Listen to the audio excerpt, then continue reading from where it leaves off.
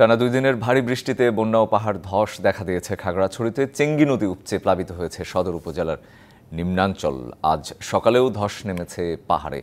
এ বিষয়ে আরও জানাতে সহকর্মী সৈকত দেওয়ান আমাদের সাথে যুক্ত হচ্ছেন।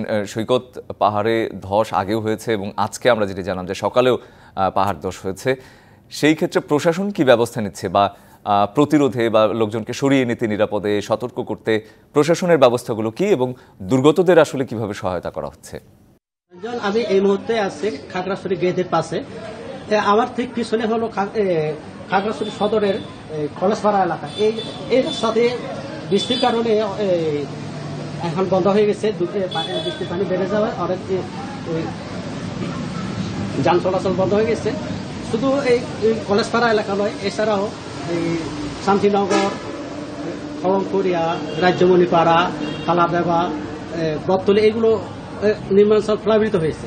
আর বৃষ্টি গত 2 দিন ধরে বাড়ার কারণে আজ সকালে খোলাবাগান এলাকায়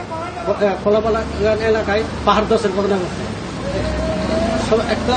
সবাই একটা ভাগ্য ভালো ছিল, এই পাহাড় ধসে কোনো ক্ষতি হয়নি। কিন্তু আমি কলাবাগান এলাকায় যখন গেছি তখন কিন্তু ওখানকার বাসিন্দাদের মধ্যে একটা আতঙ্ক দেখেছি। এছাড়াও আমি শালবন এলাকায়, রসুলপুর এলাকায় ঘুরেছি। ওখানে প্রত্যেকটি যেখানে পাহাড় খেতেই যেখানে গড়বাড়ি নির্মাণ করা হয়েছে, ওখানে থেকে ছোট ছোট ভাবে এই পাহাড় ধসে পড়তেছে। ওরা কিন্তু আশঙ্কার মধ্যে রয়েছে। কিন্তু এ ব্যাপারে আমি প্রশাসনের সাথে এবং